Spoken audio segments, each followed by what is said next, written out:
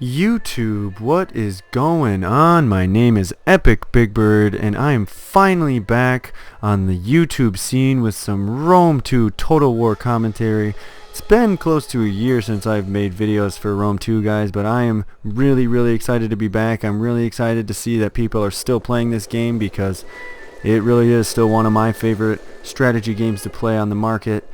It's been a long time since I've made videos because I had some machine issues, but I've finally worked those out. As you can see, my graphics settings are incredibly high now. We can enjoy this game in all its glory, and I am really excited to bring you guys some content. So let's get right into it, guys. This is going to be a 1v1 large funds battle.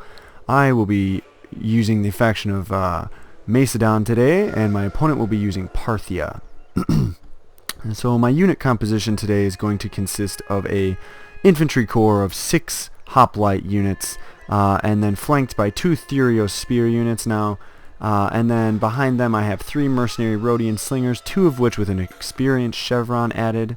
On each flank I have 2 citizen cav and a companion cavalry. Companion cavalry is going to be my general. Let's talk about my meta real quick going into this, my plan going into this fight. So again, I'm a little rusty at this game. It's hard for me to counter build per se against some of these factions, but my bottom line thinking here was bring some holding power, which is going to be my hoplites due to their high armor, high defense, but low attack. Bring some Therios spears to help ward off any cavalry that my cavalry might have to encounter, and then bring some slingers to hopefully eliminate my opponent's slinging component. Now you can see my Parthian opponent has opted to bring some skirmisher cav, which are right up in here. His general is in here. He's also got some more skirmisher cav over here. Yeah, right over here, that are kind of just making their way over. But let's take a look at his infantry corps. Today he has opted to bring 6 Parthian swordsmen. On his front line he's got 3 elite Persian archers, and then he brought a spear anchor of 3 Persian hoplites as well as a mercenary hoplite. So let's talk a little bit about, okay, and then over here we're getting a quick glimpse at what else he has. He's got 2 mercenary Sarmatian horse archers over here, as well as a noble blood cavalry, which is this noble blood is a very strong, healthy, good noble melee cavalry. Over here he's got another Median cav, another pretty decent mid-tier cavalry. He's got a noble horse archer and I believe 2 more Sarmatian horse archers. So he did invest quite heavily into his skirmisher cav element, and what he's going to be doing right now is he's going to be probing my backlines. He's looking for shots at my cavalry here, and you can see I'm actually allowing him to shoot at them right now. I'm just going to ward him off a little bit. Keep intense micro of my cavalry. I don't want them to be shot down by his horse archers. Horse archers really should be used to support a cavalry fight. So what I'm trying to do right now is use my own skirmishing edge to shoot down his horse archers. The slinger unit is a very good unit to use against these horse archer units, since the low armor of the mount. Usually the cavalry units themselves are typically low armored units, so they are susceptible to slinger fire. Now this Median cav still going to be an okay target for my slingers due to the mount's low health. Let's take a look at these noble horse real quick. These noble horse are going to be a different exception due to, you can see how much armor the cavalry has on it. These chain, it looks like the mount itself is wearing chainmail, so that's going to give it a lot more protection against my slingers. Over here you can see he's forming up some more of his horse archer units, and he's slowly marching his units toward me now. I am going to bump this into a little bit of a fast forward here. There's a little bit of a wait time, but right now you can see I have flushed his cavalry out of my backlines, which I'm okay with, and he's formed up all of his cavalry units right in this general vicinity. That's where his general's heading, and he is going to be he's going to harass my cavalry as much as he can. So this is what he wants to be shooting at right here. I actually am leaving it in a little bit of a vulnerable position. I want to entice his skirmisher cav into a little bit of an exchange here. So you can see here my opponent, he's confident in his Parthian swordsman. Now honestly, the Parthian sword unit is a decent Parthian. It's a decent unit, 75 armor with 36 melee attack. Head to head, it probably will take out my hoplites. Now you can see my opponent begins a skirmish with my Rhodian slingers. I honestly don't believe this is a good decision.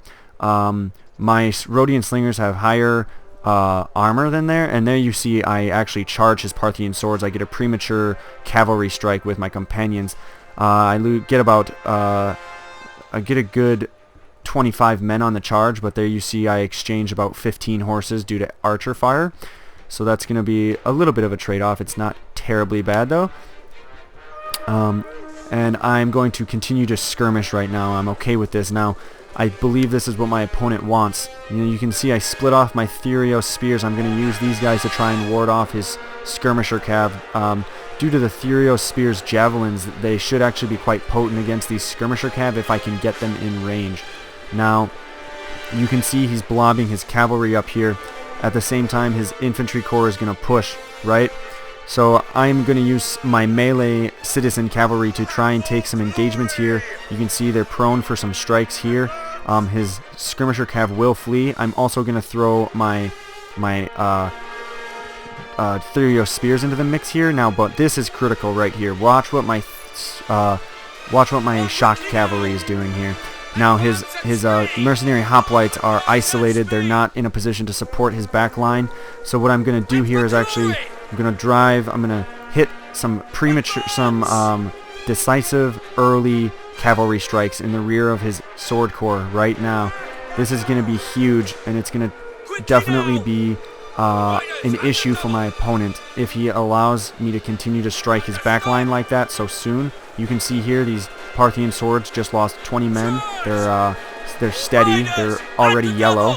Here we have a red, and you can see here I maneuvered my cavalry right out of his spears, and I'm going to go after the remainder of his skirmishers. At the same time here, I'm wheeling up again for another strike. Now that my opponent's skirmisher contingent has been depleted, I'm going to use the rest of my slingers to try and shoot down his skirmisher cav. Here's going to be another strike on his back line. That's just brutal. That's just not what he needs. That is exactly what my strategy was. Textbook hammer and anvil strikes. Over here, my general, I'm keeping him safe away from these spears, but at the same time, also look at his positioning of his spears. Out of position. Out of position. His spears need to be in his back line, blocking his very dangerous sword corps. If he can protect his sword corps, he has a chance of beating my hoplites. Now it's going to be a drawn out extended fight, but he should be able to win. In the back line, if you look at the melee engagement of the cavalry, you will see that I eliminated his noble blood and his Median cav. Here's another one of those punishing hammer and anvils, and over here we're getting another one on the flank. Right, well, we think better of it due to the vicinity of his hoplites, but again, talking about displacement, his spears are just totally out of place. His back line is totally open right now, so what I'm going to do, you can see here he's trying to force my cavalry away, but my general's going to weave back around and look for a strike here. And again, over here, we'll take a look at the cavalry. He's getting good kills on my cavalry right now.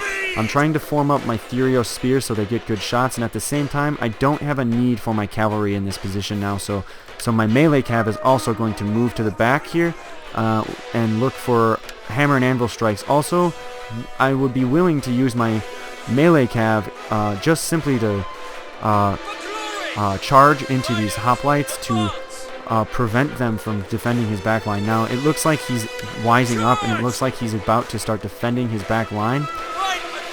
Here you see he actually does catch most of this spear unit.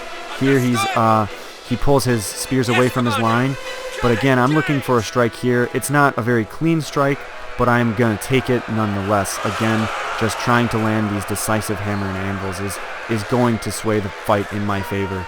And you can see here he starts to crack. This unit is down 20 men already. He's starting to crack. His front line is cracking. Over here, my Thurio spears doing their work against his Scythian cav. Look at this. Yeah, so, and right there my opponent sees the writing on the wall and admits defeat. Now, I'm not going to say the fight was totally over at that point, but for the most part I did eliminate most of my opponent's killing power at that point, and I was handling his swords quite well. So, if we look at battle stats here, you can see here my general pulling almost 100 kills, my other companion cavalry doing 150. These are great numbers for my cavalry, and they did just exactly what I needed them to do. Here you can see 24 or 42 kills on his Parthian swords, and they got decimated. 33 on his Parthian swords, decimated. I held all of his sword units to almost under 50 kills each.